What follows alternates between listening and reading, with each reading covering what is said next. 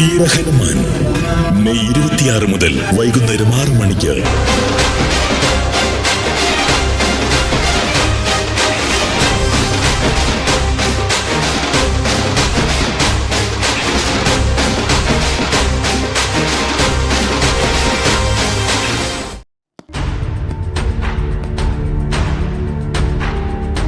നമുക്കങ്ങോട്ട് പോയാലോ സാറേ?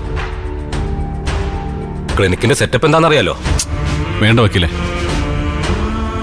മമ്മ പോയിട്ടുണ്ടല്ലോ, അത് മതി. ഡോക്ടർ ജയശങ്കറുമായിട്ട് മുഖാമുഖം കണ്ടൊരു റിസൾട്ടിന് എനിക്ക് താല്പര്യമില്ല. അതിനുള്ള മാനസികാവസ്ഥയില്ല. കാര്യങ്ങൾ വക്കീലിന് അറിയാലോ. ആദ്യം ഇടറിപ്പോയ വേരുകൾ തറയിൽ ഉറപ്പിച്ച് നിൽക്കട്ടെ ഞാൻ. അത് കഴിഞ്ഞ് പുതിയ പോരാട്ടത്തിനും പോർവിളിക്കൊക്കെ ഇറങ്ങാം.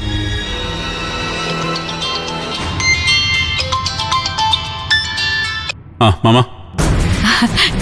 എടാ മോനെ, നീ അറിഞ്ഞോ? എന്താ മാമ? അതെ, എന്റെ പൊന്നാങ്ങള, നമ്മളെ വെല്ലുവിളിച്ച് തുടങ്ങാനിരുന്ന ക്ലിനിക്കിന്റെ ഉദ്ഘാടനം സ്വാഹ.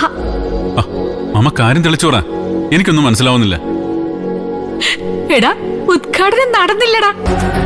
നടന്നില്ലെന്നോ? പകരം നടന്നതേ ഒരു കൊടിയേറ്റോ. അയാളുടെ അടിവേര് വരെ തോണ്ടിയെടുക്കാനുള്ള പൂരത്തിന്റെ കൊടിയേറ്റം. എല്ലാം ഞാനേ നേരിട്ട് വന്ന് പറയാം. എല്ലാം കേൾക്കുമ്പോ നിന്റെ മുഖത്തെ ആ സന്തോഷം ഈ മമ്മയ്ക്കൊന്ന് നേരിട്ട് കാണണം.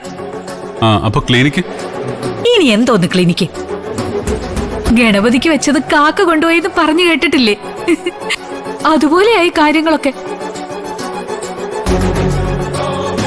ഞാൻ പറന്നങ്ങ് വരാം മോനെ, എന്നിട്ട് വിശദമായിട്ട് പറയാം. ഇനി നമ്മുടെ സമയടാ മോനെ. മാമ എന്തായാലും വാ, നമുക്ക് നേരിട്ട് സംസാരിക്കാം.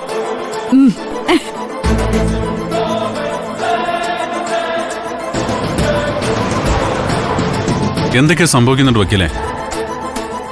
ഡോക്ടർ ജയശങ്കറിന് ഇപ്പോ കണ്ടകശനിയാണെന്നാ തോന്നുന്നേ. അതെ, കണ്ടകശനി കൊണ്ടേ പോകുന്ന.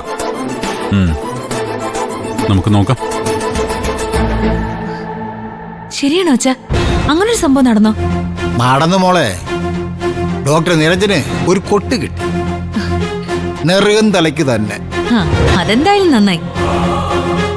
എന്റെ കണ്ണു നിറയാൻ കാരണക്കാരായ ആളുകളിൽ ഓരോരുത്തർക്കും ഇങ്ങനെ പണി കിട്ടട്ടെ. ഇനിയിപ്പൊ മാഹാത്മ്യം പറഞ്ഞ് തലയുയർത്തി നടക്കാൻ അയാൾക്ക് പറ്റില്ലല്ലോ. അയാളെ തലയിൽ കൊണ്ടു നടന്ന ദേവികയ്ക്കും ഇതൊരടി തന്നെയാ. അച്ഛൻ ഫോൺ വെച്ചോ, ഞാൻ ഈ സന്തോഷ വാർത്ത ഇവിടെ ഒന്ന് അറിയിക്കട്ടെ. ശരി മോളെ. ചേച്ചിമേ,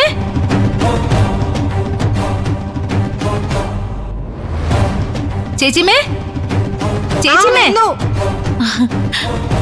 എന്താ ചേച്ചിമേ, ഒരു സന്തോഷ വാർത്തയുണ്ട്. എന്താ? എന്ത് സന്തോഷ വാർത്ത? നമ്മളെ പറ്റിച്ച കാശുമായിട്ട് ക്ലിനിക്ക് തുടങ്ങാൻ പോയവരല്ലേ ആ നിരഞ്ജൻ ഡോക്ടറും അമ്മയ്യപ്പനും.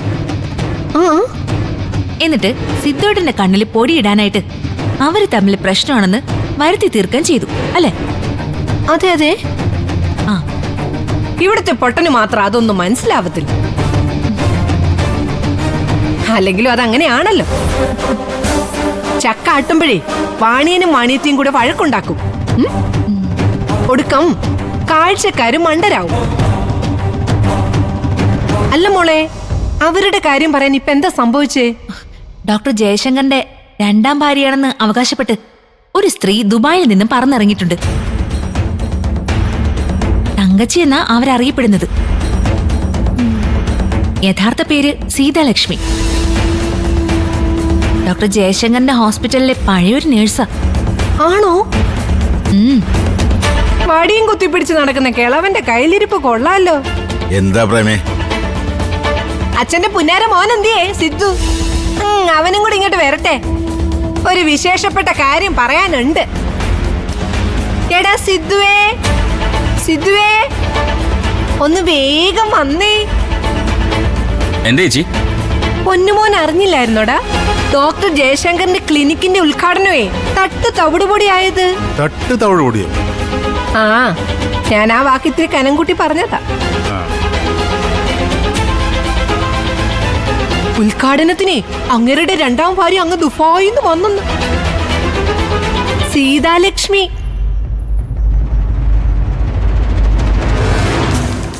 അവര് തങ്കച്ചിന്നെങ്ങാണ്ടല്ലേ മോളെ വിളിപ്പേര്? അതെ. അതിന് ചേച്ചി ഇവിടെ കിടന്ന് തുള്ളിച്ചാടുന്ന എന്തിനാ? ലോകത്ത് അങ്ങനെ പല കാര്യങ്ങളും നടക്കും. ആണോടാ? അയ്യോ, അവനൊരാദർശവാന്. പക്ഷെ ഞാൻ അങ്ങനെയല്ല. ഇത് ഞാൻ ആഘോഷിക്കും. അതുകൊണ്ട് നിനക്കെന്താ പ്രമേ പ്രയോജനം? എനിക്കോ? എനിക്ക് എന്റെ മനസ്സിന് നല്ല സന്തോഷം കിട്ടും.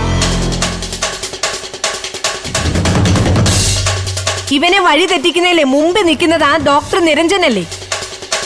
അപ്പോ ആ വീട്ടിലുള്ളവർക്ക് എന്ത് തട്ട് കിട്ടിയാലും ഞാൻ ആഘോഷിക്കും. പ്രേമേ, മറ്റുള്ളവരുടെ സങ്കടങ്ങളിൽ നമ്മൾ സന്തോഷം കണ്ടെത്തരുത്. അത് അല്പത്തരമാ. ഈ സങ്കടം ആ വടികുത്തി ഡോക്ടർ സ്വയം ഉണ്ടാക്കിയതല്ലേ? നല്ല പ്രായത്തിലെ അഹങ്കരിച്ച് നടക്കുന്ന എല്ലാവർക്കും ഒരു പാഠമായത്. ഇത്ര തരം താഴരുത് ചേച്ചി. അതേ, ഞാൻ എന്റെ സൗകര്യം പോലെ ചെയ്തോളാം. വാ മോളെ, നമുക്കേ ഒരു സേമിയ പായസം വെച്ചേക്കാം. സന്തോഷ നിമിഷങ്ങളിലേ മധുരം കഴിക്കണമെന്നാ.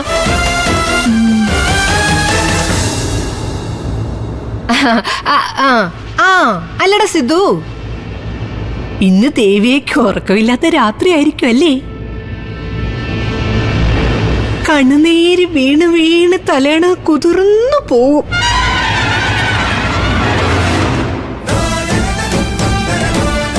നീ വാ മോളെ.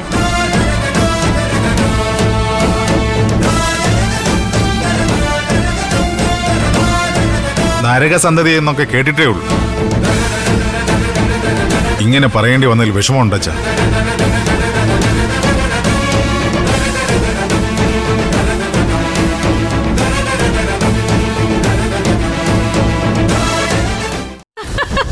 അയ്യോ,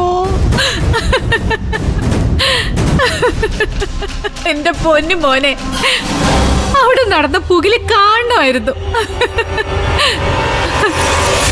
ഒക്കെ കൊടുക്കാൻ മടിച്ചു നിന്ന എന്റെ പൊന്നാങ്ങളയുടെ കയ്യിന്ന് സീതാലക്ഷ്മി തങ്കച്ചി ഒക്കെ പിടിച്ചു വാങ്ങുന്നു. വിളക്ക് കത്തിക്കാൻ ശ്രമിക്കുന്നു.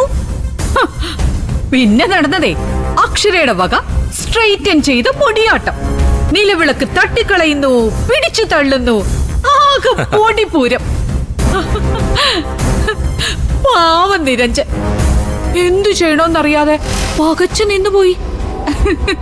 പക്ഷെ എനിക്ക് സന്തോഷം അടക്കാൻ പറ്റിയില്ല.